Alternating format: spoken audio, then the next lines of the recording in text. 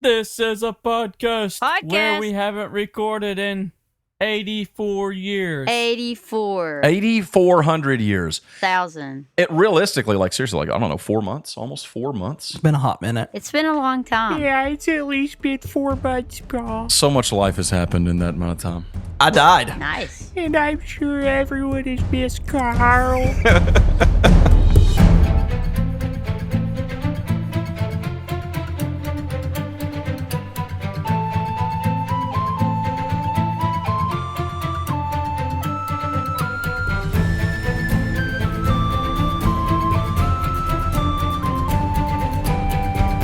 Hello, everyone, And welcome. and welcome to Make Believe Schmeros. Poopies. Heroes. Yo, yo, yo. This feels like a big deal because for us here at MBH, it's been so very, very long since we recorded. Also, you're listening to episode 26, and this is the first time.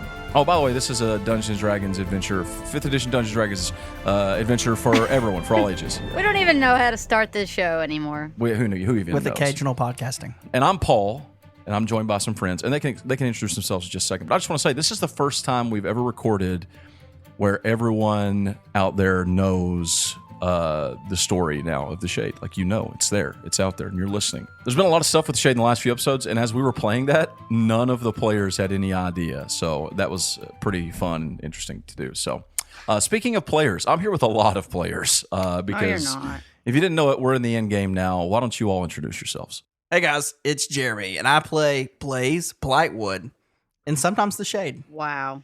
I'm Jeffrey, and I play... How many characters should I name? All of them. I mean, go. the two 1, characters 2, you've 3, been playing. go. Yeah, name 2 characters you've been playing. Sir Vance off the wall, Joseph. Joe. That's it. I'm Alan, and I play Brackle and Jim He does. and Elevandre sometimes once. So he did. Isn't that crazy? or has he been? He's been called by some of the fans, Teacher Alan. What? Yeah. Dungeons and Dragons. Marge. Hey, I'm Felicia, and I play Professor Margaret Cavendish, Margaret also Cavendish. known as Meg, Meg. and sometimes Misk. Sometimes Misk. Sometimes Marge. Marge. Caleb. Caleb. Caleb. Where's Zach first? Oh, Zach. Dang it, I thought I was getting away with it. My name is Zach. wants to go last. I play Chris. He plays Chris. I also played Perrin for a solid 25 words, which was fun. Hey, and I played Sweet. That was fun. My name is Caleb, and I play Kellen. He does. Sometimes I play nothing. Anyway, so we're gonna get to some Dungeons and Dragons tonight. Things are a little wild. I actually have Caleb and Jeremy in the room with me, Yeah, boy. so it's pure chaos. Yeah, how crazy has this season been? I don't think I've recorded an episode with you, Paul, in a long time. We want to get to the D&D. But before we can get to that, a couple things we need to do up front. We have a couple reviews to read. And for the sake of time and my sanity, I'm just going to read them. Okay. The first one comes from Steam Dreamer Sarah, one of our friends. She's the same Sarah who did the teaser poster for season 5. This review says, "Y'all have almost killed me. How? My boyfriend got me hooked on this podcast. Because the Oh, episodes that's being a lot shorter than some of the other podcasts I listen to, I find it a great way to pass and gauge time during my 12-hour shifts on the weekend." This is back in September 2022. Technically, I'm not really supposed to be listening to anything on my headphones at work, which means I have to be sneaky, but it's worth it. Hopefully your boss doesn't listen to the show. The one downside is when y'all get me full on belly laughing at work, and I have to try and be as quiet as possible. So I've almost choked on my mask more than once while listening.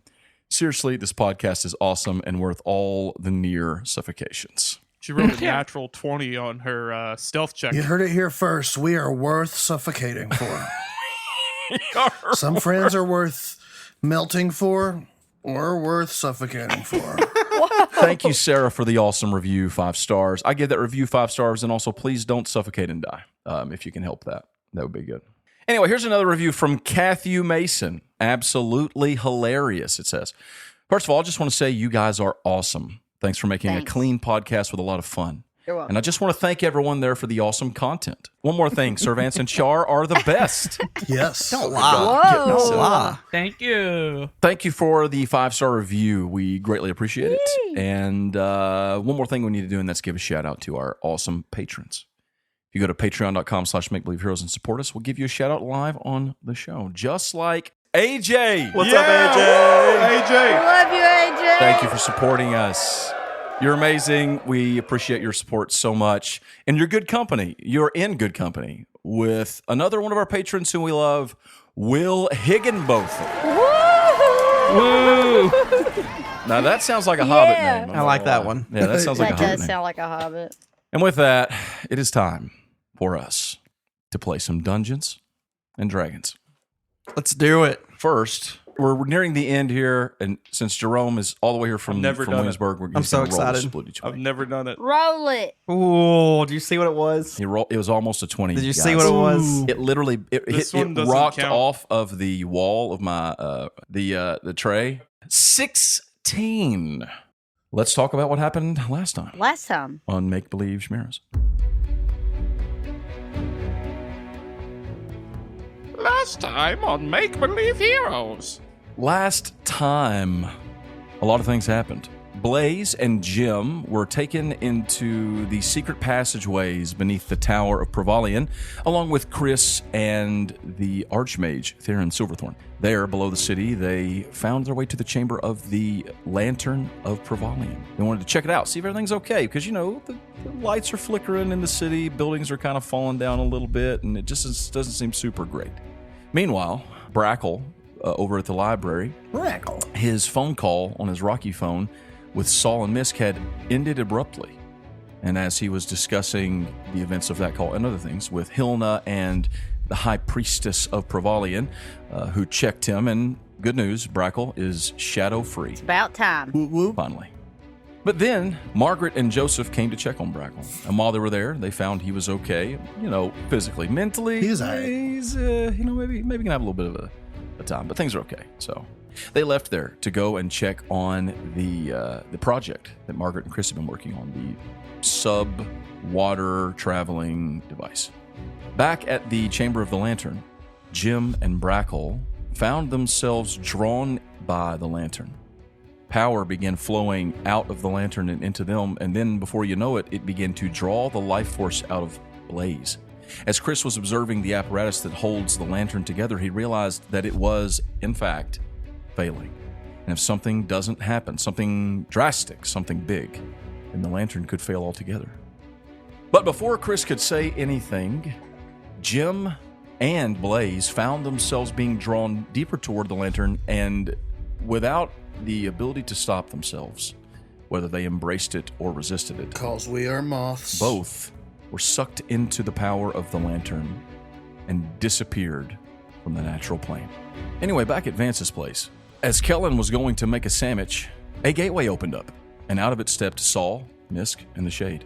The Shade stepped in, introducing himself, limping with a cane, injured from some recent skirmish, but rather than explain to everyone, he put Kellen and Guy into a deep sleep and then told Saul and Vance, "Hey guys, I'm here to call a debt from the two of you.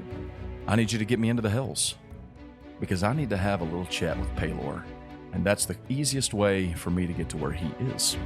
Only downside of that is, on the way he can get into the Hells from here, for sure, is with a ritual that requires the sacrifice of one Misk Iso Da."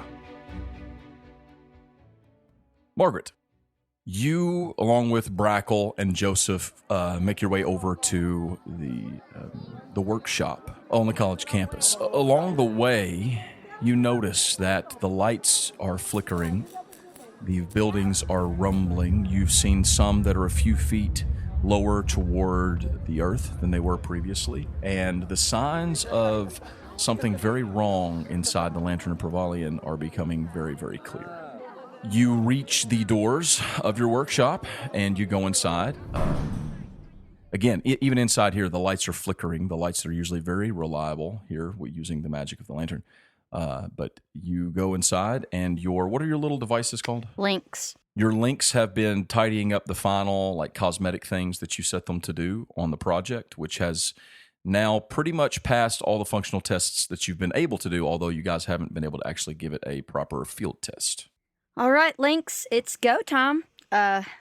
Any crazy things been happening while we haven't been here? Any unwanted visitors or anything? Okay.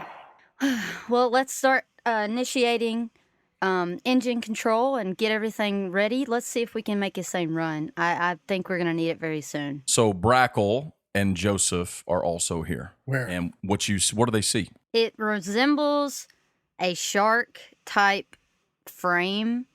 Some of the panels are still off of it, and there's wires sticking out everywhere like it's not finished, but it's getting there. But there's also, it looks like there's some weaponry maybe on top, but it hasn't been finished yet. You do see the glowing of the rune stones, and they're just kind of doing their thing, glowing while it's all hooked to it. And there's tables with machine parts everywhere, and Margaret puts on her goggles as she goes over with some of the links, and she's starting to hook things together and make sure things are ready so they can actually get this thing running. You see what looks like an underwater, what some sort of ship. It might intrigue you a little bit. This ship is intriguing. Thank you, Joseph. Myself, Halifel, and especially Chris have worked really diligently on this submarine, even though Marlene was the one that set us on this, and I don't really know what her thing was, but She was an evil witch. it's here. She's dead now. And I think we could use this for the battle ahead, honestly, which they told us that neither me or Chris would be riding it or driving it, so I don't think any of us would get to. What is a submarine? So a submarine, it's actually what my father had put together for years and worked on, and when he passed away, me and my mother decided that I should continue with his legacy and work on it, and then the school, Okay, but what is it? it goes underwater. Ah. It's a boat that goes underwater. Aha. Oh, my boat did that. It wasn't supposed to, though. Brackle, you feel something crawl up onto your shoulder. Is it a shadow? You look over and there's a shadow. No, I'm just kidding. It's like a little weird mechanical doohickey dude. Oh. What is this thing? Is that what I think it is, Paul? I'm all out of crackers, Polly. Sorry. Yeah, that's a parrot. I was actually working on that for you, but we got kind of sidetracked. No, this thing is pretty neat. What does it do? Why is it on my shoulder? What does it do? It just oh, sorry.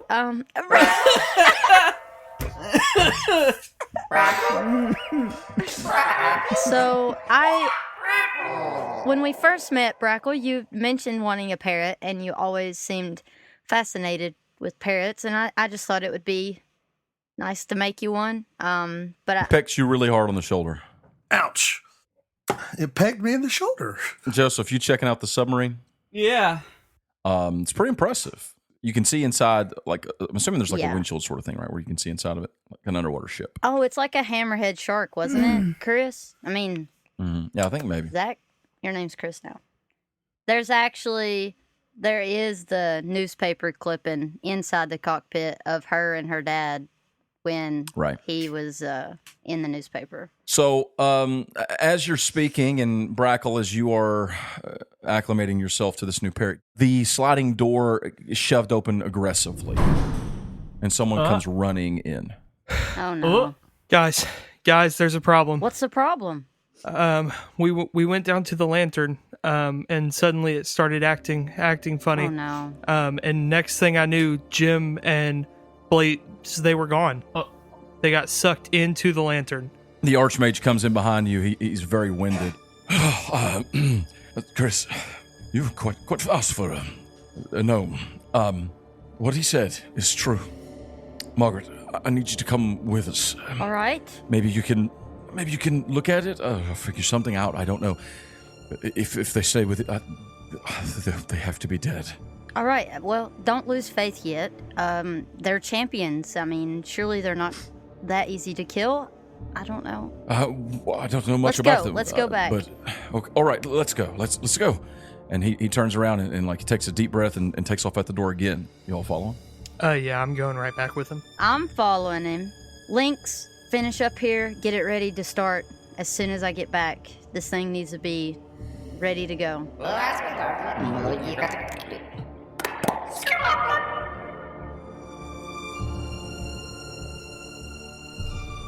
Kellen, you have been asked by Sir Vance to help set up this ritual. And you guys are doing it right in the living room floor, which luckily there's not a lot of stuff in there, a little bit of furniture, but Guy and you and Vance are clearing the room and getting the proper sigils drawn. Specifically, Guy's actually been helping you because he's actually learned quite a bit about arcane stuff in the last few days. It's really important that the circles are like a perfect circle. So can you do a perfect circle? Yes. More like a freaky circle. Freaky circle. Oh my God. It's like a freaky circle. Make a perfect circle check. Okay. Yes. I'm drawing very good circles. Okay, just be careful. All right? Pristine circles. And they need to touch. They don't need to overlap. They just need to touch. Okay, you've got it. You got it. Okay, I'm going to go over to this side and do that one. Okay.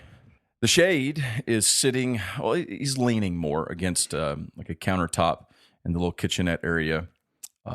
Across from him are Vance, Saul, and Misk, and he's not saying anything. Misk is just staring at him. Just kind of Vance. just watching him. How is your resurrection spells? How is my resurrection spells? How are you with your resurrection spells? Are you ready? Do you need anything? Saul produces a cigar and lights it. Everything is ready. Yes, You have a diamond? it's simple. Just take the diamond I gave you, the scroll that I gave you, and it will take care of itself, assuming everything goes according to plan. Please be studying. Saul produces a cigar and walks towards the shade Okay. and offers him a cigar. He looks over at you. He looks at the cigar. It's still weird. He seems different from last time you saw him, other than the fact that he has two different colored eyes, one blue and one purple. You know, I guess I suppose I should. You never know. This could be our last days on this world. That's a terrible thing to say. Well, technically, it will be mine for at least a little bit. So we're going to murder my sister. Wow. Then where are you going? Someone as powerful as you should perhaps... Power's Help. not everything. It's not. I'm going to take care of something that is important to me. And to do that, I must have an audience with the gods. But as I said, they have barred me from approaching them. So I'm going to find a back door. And they're not going to want to see me, but I will be seeing them today. You said they barred you from visiting them? Yes. So you're not really what we like to call a good guy? Well, why would you say that? I mean, You gassed me as soon as you got here. you did do that. He leans up and he looks inside, and he looks at you, and he just kind of shakes his head. Look, I don't really want to bear my life story to you. Okay. Suffice it to say that much of it was restored to my mind quite recently, and now I need to have a long or short conversation with the gods. And none of us are really good, are we? There is none that doeth good. I read that somewhere. Yeah, I did steal from my mom and my dad. Kellen, oh my gosh. You're almost done with those marks in there. It's Kellen, isn't it? Yeah, I'm working on it. I'm sorry. Don't let me distract you. So how are you gonna kill me? I mean, it's not every day you have to die and then be resurrected. I would say, had we not died many times in the hills, today would be rather alarming. Well, Miss, it will be the same as it was with Saul. I'll take this knife, and he pulls a ceremonial knife out of his robe. He actually reaches down into a pocket sewed into his robe, which is where he pulled out the scroll, all of the materials for the thing. Deep pocket, apparently.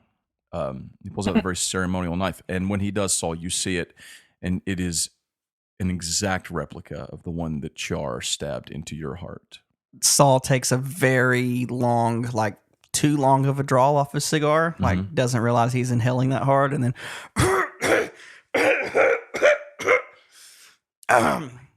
Misk, you're going to experience something.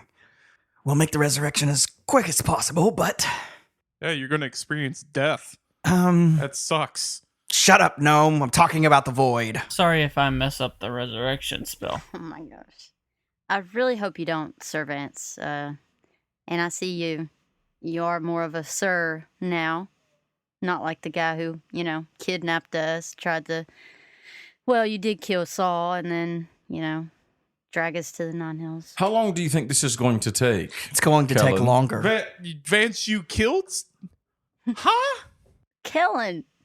Is that your name? Why did you kill them? How do you know Vance? That's what I do. No, you don't kill people. How do you know That's him? what I did for a while. Yeah.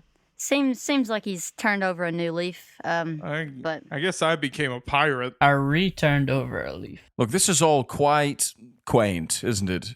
Everyone meeting again for the first time in so long. You can regale each other with your adventures another time. I don't have time. He's Do you working. want to draw these circles? Yes. Oh, okay. He walks over, he takes the charcoal from you. Yeah, here you go. He goes to get down. When he does, he stumbles a little bit on that knee. And he gets down and Do you he need starts a pillow? drawing. We can put that. Leave me. Oh, all right. Saul has not left the Shade side. He is drawing the sigils and he's doing it very quickly. As he's drawing, Shade, I need to understand. Why will you not help us against the Unchained? He pauses for a second. He looks up at you. You're foolish. Satsaris, you're a fool. If you think that the Unchained. If the chained god rises again to full power, we're doomed. The only thing that stopped him the first time were the gods all four together unleashing all of their power into him at once with utter surprise. Currently, his boy, Blackfire, is somewhere above us, and he kind of waves toward the ceiling. And I imagine there is a prison, and he brings his hand down and he points to the southeast. oh my gosh. And I imagine that prison is moments away from breaking. And when it does, destruction will rain like a broken dam upon all of the world. I cannot stand against that. No. Not if I'm going to kill a god, he says as he looks deep into Saul's eyes. Oh my gosh. You're gonna kill a god. Oh, of course not. I was just being dramatic. I do have a flair for the dramatic, don't I? He says, looking at Vance. He does have flare-ups of dramatic things. Yeah, you sound very dramatic. The sigils are finished.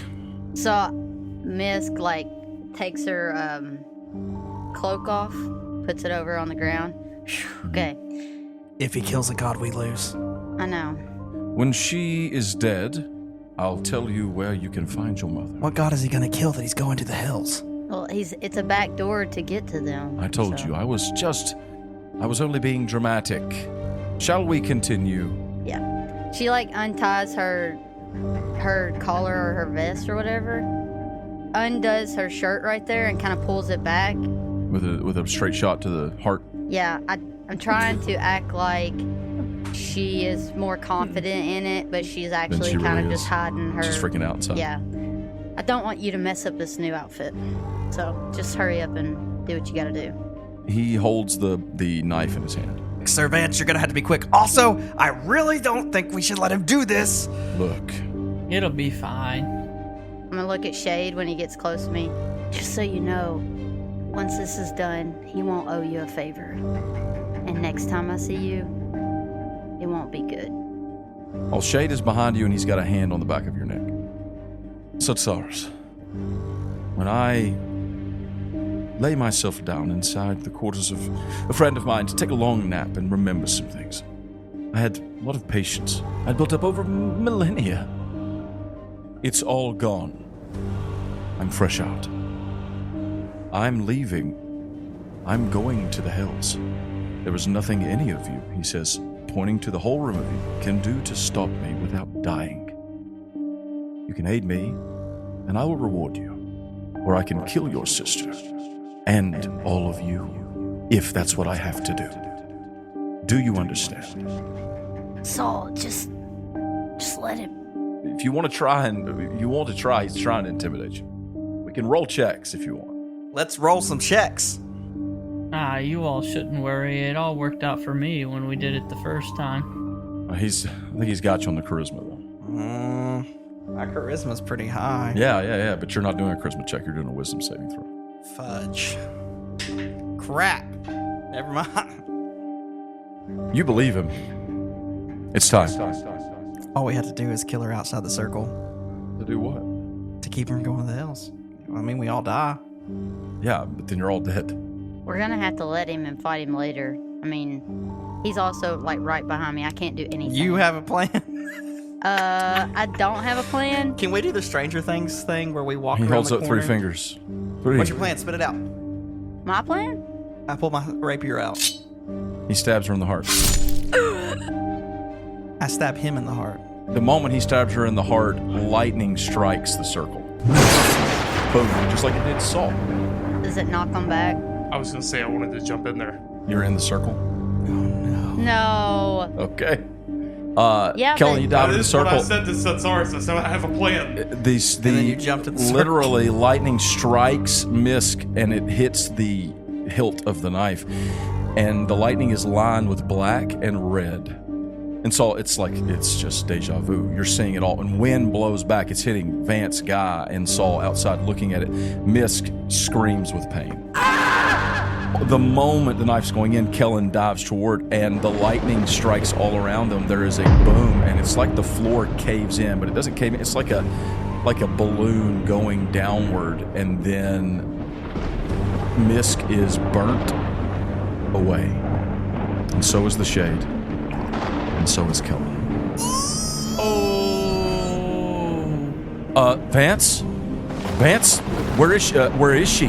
Let's go, Vance. Come on. Start the resurrection.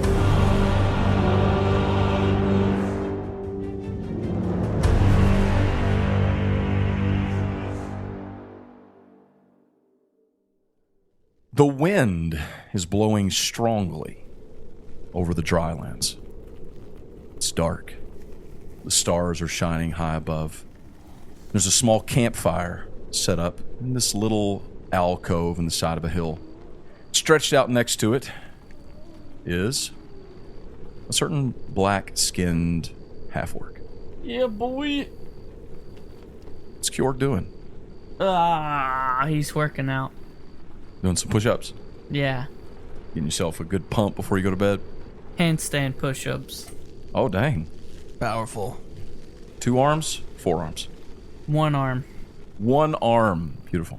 Hawk's behind him, holding a feather. He's drenched in sweat. It's hot out here. Well, it's turned cold since the night fell, but he is working up a powerful sweat, and as Kjork does, he produces a lot of heat, more than the normal person. From his chest, especially, seems to warm out from his chest. Yeah, he does. So you're doing your push-ups and stuff, getting yourself ready for the evening, and you finish your last rep. Hop up, take a big drink of water. 999.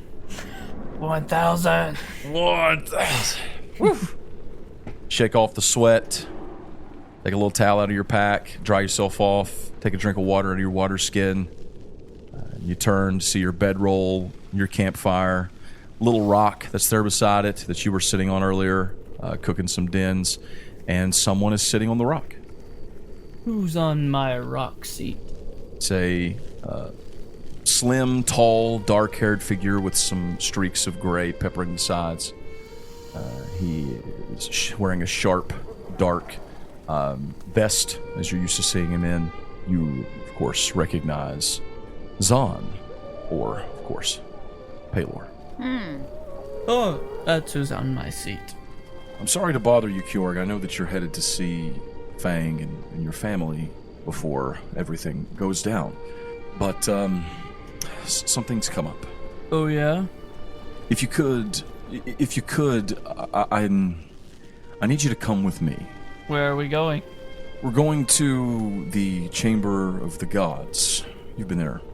And it won't be for long, and I will bring you back right here, all right? Well, let's go.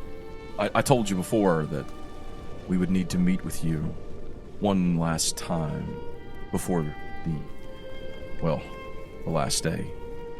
And, well, our timetable got moved up a little bit. Some things have happened. Venthaven is under the sea. Oh, my. But Brackle's all right. The city is underneath a bubble of some kind. Is my friend Sebastian there? Cure, we don't have time for this. If you would, he stands and with his hand he waves and there opens a very bright lit gateway. I'd like you to come with me. I dive through. You just dive in? Yes. Okay. He shakes his head. Here we go. And he steps through. Oh no.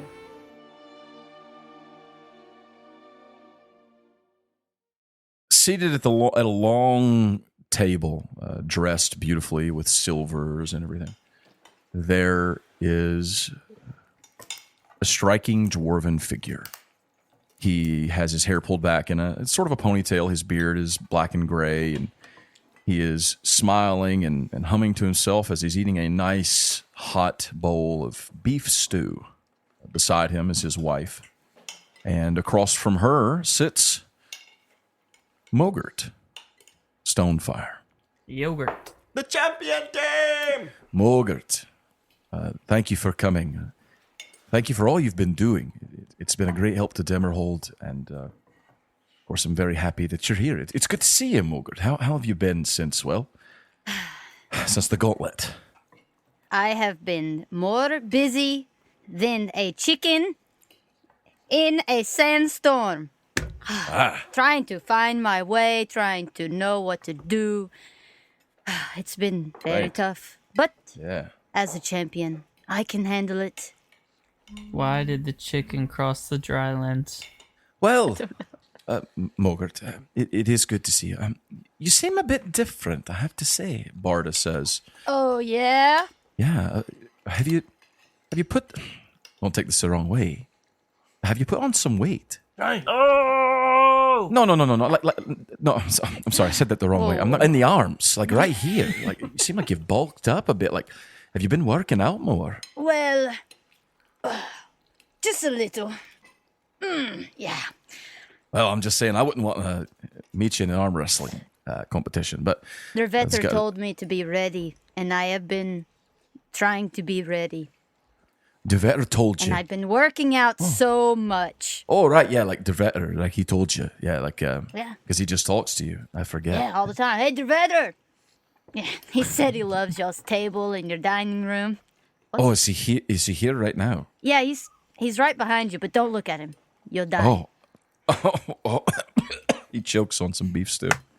Mogert, you're pulling our leg, aren't you? I'm just messing with you. He's not here.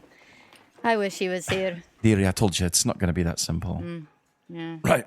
Well, anyway, we made some final preparations for everything. You know, if it comes to it, and you need to call Demerhold to aid to the far south or whatever, we're ready.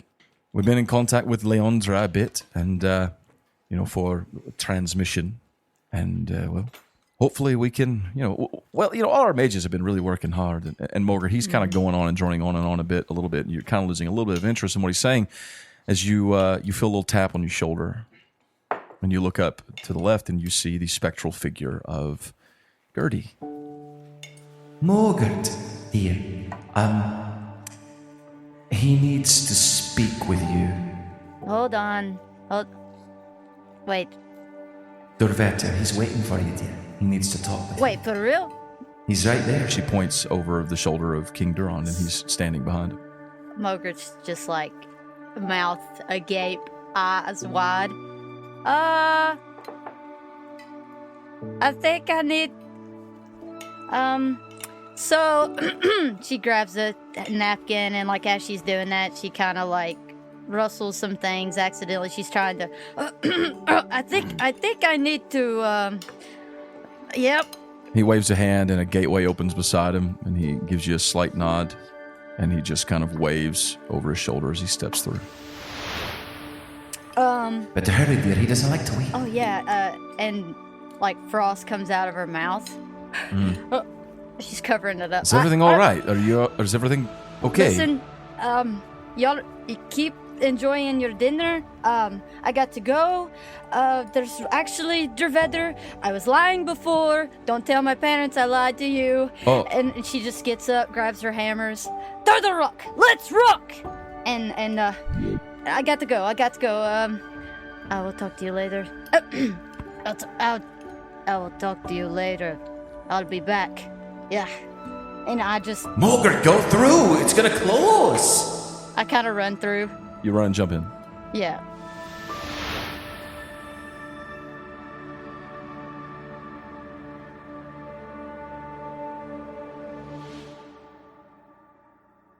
I don't trust you. The white divine light of the Chamber of the Gods surrounds the room. Well, we call it a room. There are a few figures around this large octagonal platform. On that platform, there are, of course, 3 thrones in 4 opposite directions. Well, there are 3 thrones and there is 1 monument for Atonia. Seated on 2 of them, one Pelor on his tall golden throne, and next to him is standing his champion, Kjorg, the people's champion, Pelor's champion. On the opposite side is the cold black throne of Dervedder, the charcoal frosted throne. He and his dwarven form, pale and yet still charcoal skin frosted with ice. He's seated, his maul resting between his feet on the floor, and beside him is his champion, Mogert Stonefire. There is, beside them, the sound of footsteps approaching. And coming up the long staircase with the golden runner up to the octagonal platform are 3 figures. The first you recognize as the pristine, beautiful form of Prevalian, a lovely creature, the goddess of spring. Behind her, however, there are 2 strange people. One, tall, is bathed in shifting lights of green, orange, red, yellow, blue, the powers of the spectrum of Prevalian, of the weave. He is right behind her in step, and you can just make out through the light the shape of the face of Blaze Blightwood, Prevalian's champion. Behind him is a strange sight indeed. A humanoid, sort of, but walking on great taloned feet with large orange eagle's wings spread from his back. But the face is unmistakably Jimalil Karth, and the rest of his body is still cloaked with that weird purple cloak with the eyes all over it. I must say, that half-orc looks rather puny. Blaze! Yogurt! Kjorge! There's a pedestal in the center of this chamber. This platform you guys are on, it seems to be like there's no foundation under it. It's just levitating in this strange place. Of course, you all have been here a couple times before. You know that the rules of physics don't exactly apply here. And the ceiling is just impossible above you. You don't see it. It's just white light. She steps over to the pedestal, and then she turns, and she, with one hand, motions for Blaze to go and stand between the thrones of herself and Pelor. I am happy to do so, my lady. He walks over there. And then she motions for Jim to go and stand between the thrones, well, the throne of Dervedder and the monument of Atonia. Jim, I'm assuming you go and stand where she told you to? Yeah, I'll go and stand where she told me to. Standing in the center of the room, Provalian turns to look at all of you. And it's interesting because each of you see her like she's looking right at you, even though you're on opposite sides of the room. Well, the time has come for us to have a talk. I'm sure you have questions. Yeah, questions. I think I've heard of this, what you're going to tell us before. Palor, who is still he's sitting on his throne, he looks like Zahn still, the humanoid figure. He hops down and he walks up toward Provalian, standing by the little pedestal, the little thing, the dais in the middle. Yes, I suppose the time has come. And he reaches into his pocket and he pulls out a smooth black stone. Is that a rock phone? Dervetter, like, he leans over and kind of looks towards you and he kind of shakes his head like, no. Like, no, it's not. Oh, my. Yeah, and also kind of like just wait. Okay. This was the heart of the Crooked Father. It was broken by some of our servants. And it would appear that it is dead. Dervetter stands and he walks over toward the dais. He reaches down and places a hand on the stone. You can all see it pretty clearly through here. It's cracked and dull. There was a time when this stone would beat with the living heart of that chained god. But now, it's still. So we killed him? I'm afraid not, Genelio. But this is a great victory struck. Some of you have heard the story of the dragon that tried to steal this stone from the tree in the realm of my dear sister, in the grove of Atonia. And she looks at you, Jim. You were there. I was. And while you failed to retrieve the stone, no fault of your own, you did fight valiantly, and with your companions you were able to strike down the Black Dragon. Yes. Had she recovered the stone, she would have had in her possession an Eternus. For that is what this is. And the stone levitates and comes toward her, and she holds her hand out, and it is turning above her hand. An Eternus is the source of divine life and power within a god. It is what makes us eternal. Dervetter steps up beside her. And with his Eternus now destroyed, our Crooked Father is no longer immortal. Now that it has been broken, the chained god can truly be killed. How? Whenever a god is parted with their Eternus, they are parted with their divine essence, Palor says.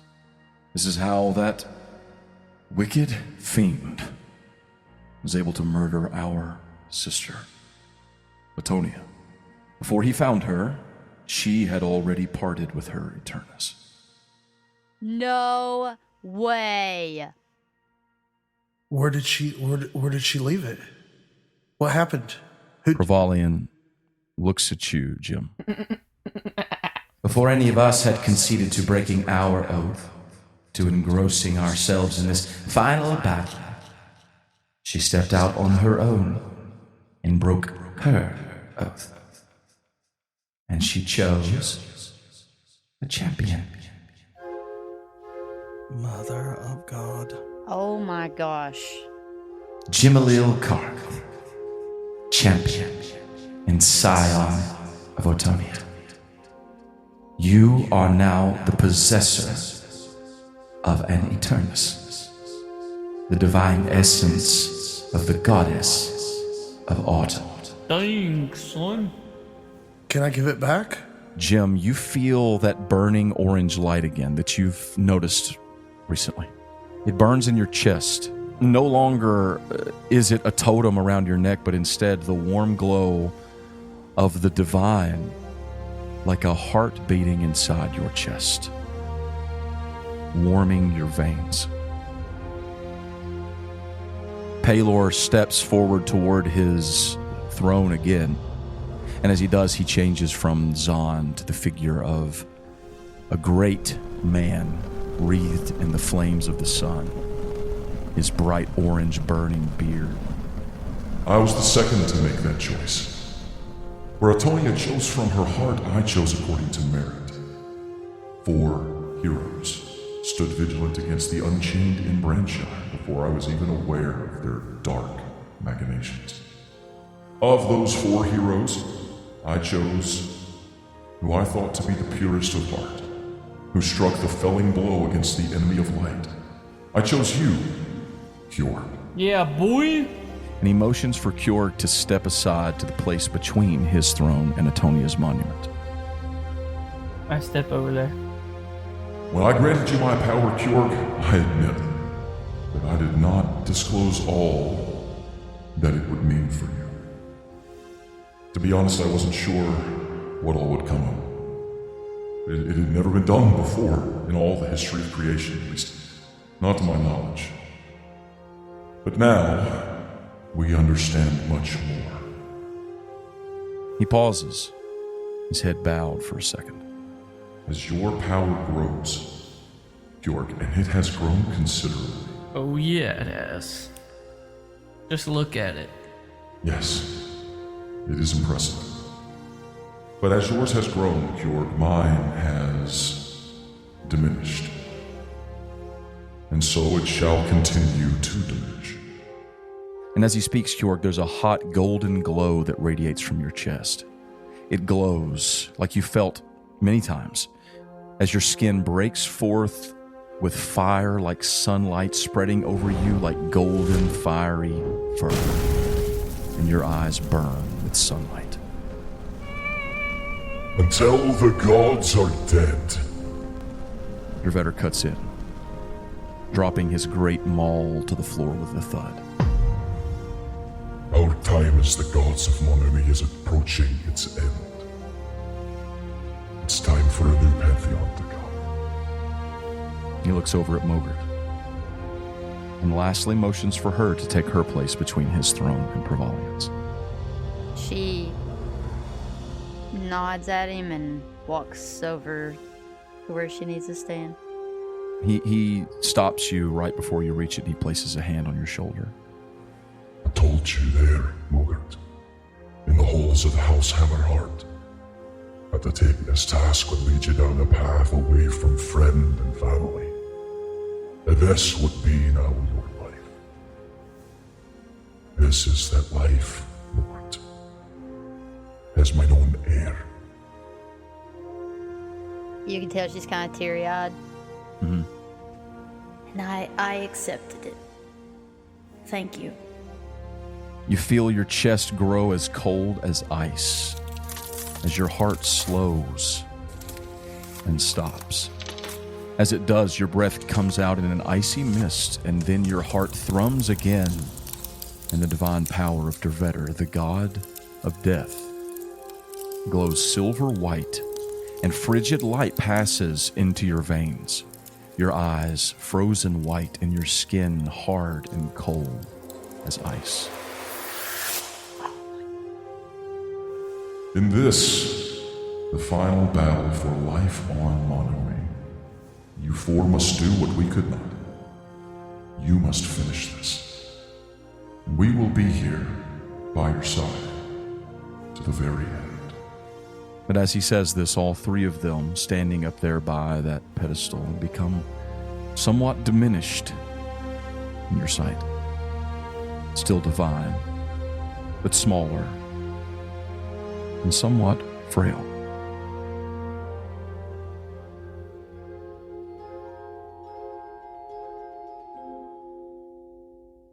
Provalian turns to Blaze, now perfect inhabitant of his name, blazing with the liquid light of power. Revalian's Eternus now flowing through his body, the spectrum of her power through his veins.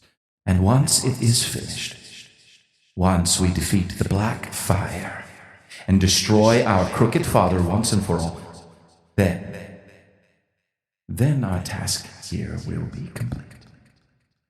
Yeah, son. That's good. Mogert just kind of pulls Turtle Rock off her back and slams it to the ground and pulls the Hammer of Winter, slams it to the ground. Mm-hmm. Champion team.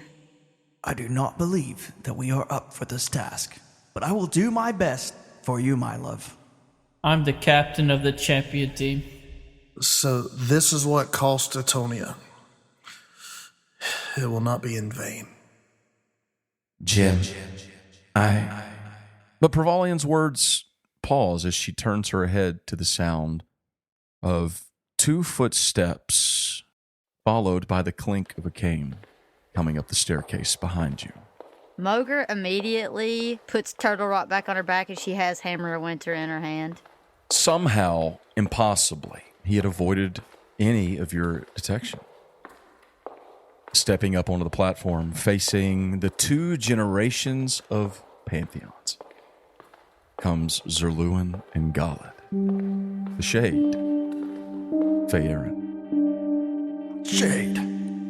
Well, finally. Here we are. I love what you've done with the place, he says, looking around at the thrones, his eyes narrowing on the pristine memorial for Atonia. Hope I didn't interrupt anything important. You see, I wanted to return something that belongs to you. He reaches into his robe, still marred with dried blood. He pulls a chain from about his neck, taking the amulet of the Pearl of Remembrance in his hand. He holds it forth toward them, his eyes locking on Prevalian. I believe this is a device of your making, isn't it, Goddess? I must say, in my own experience, it works like a charm.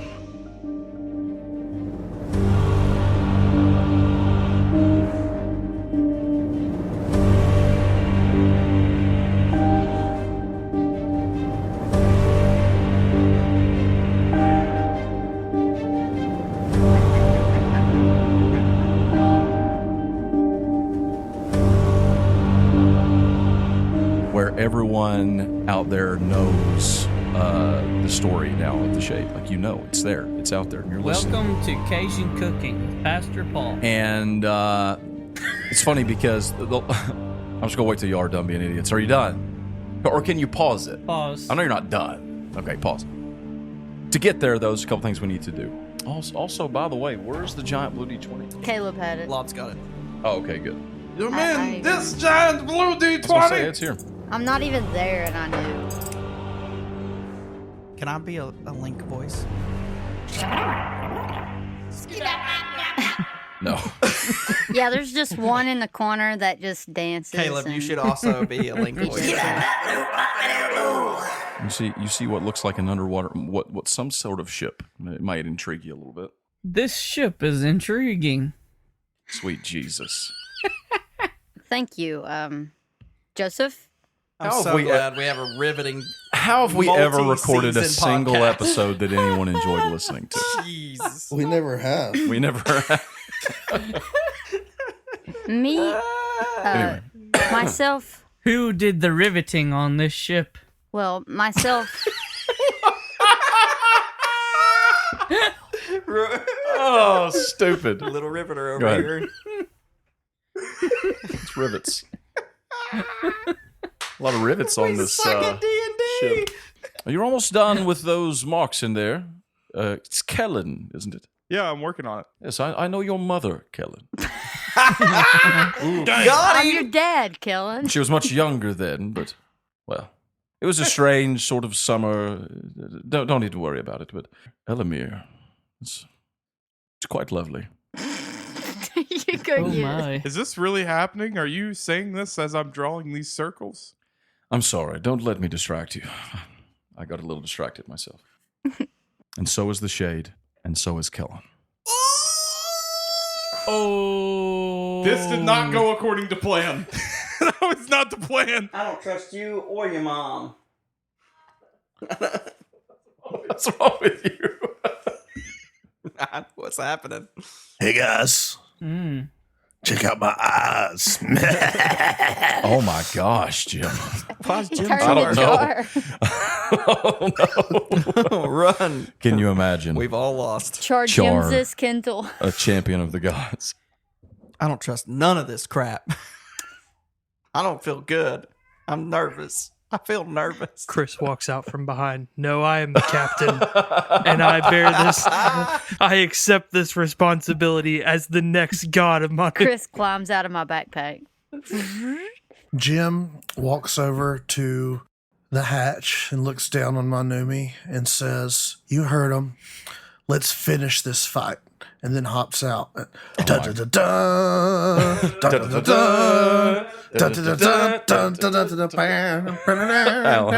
Jim Karth, All right. you have been authorized to use the nuclear launch codes